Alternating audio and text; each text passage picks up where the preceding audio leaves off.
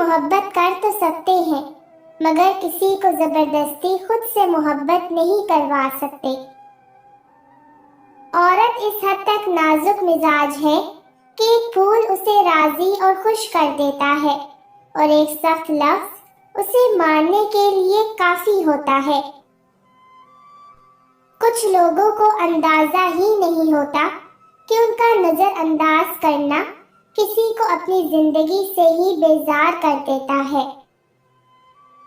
رات کو رونا اور صبح کسی کو محسوس بھی نہیں ہونے دینا محبت یہ ہنر بھی سکھا دیتی ہے۔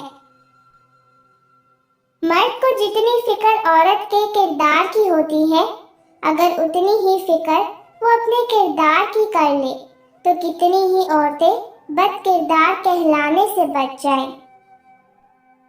جو عورت یہ سمجھتی ہے کہ وہ تب آزاد ہے جب مرد کی حفاظت و اطاعت سے نکل جائے تو اسے ایک بیوہ کی زندگی کا خوب جائزہ لینا چاہیے۔ پاکیزہ عورتیں آخرت میں حوروں سے زیادہ خوبصورت ہوں گی۔ ضروری نہیں کہ آپ بیگم کا دل جیتنے کے لیے تاج محل ہی بنوائیں، یہ کام برتن دھو کر بھی کیا جا سکتا ہے۔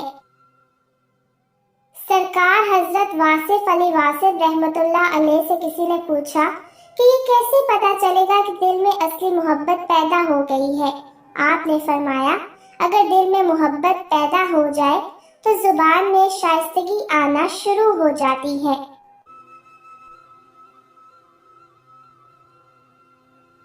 ہمارے معاشرے کا ایک کڑوا سچ یہ بھی ہے کہ جب نکاح اور ولیمے کی قیمت لاکھوں میں رکھو گے تو زنا کی قیمت چند جھوٹے وعدے ہی رہ جائیں گے۔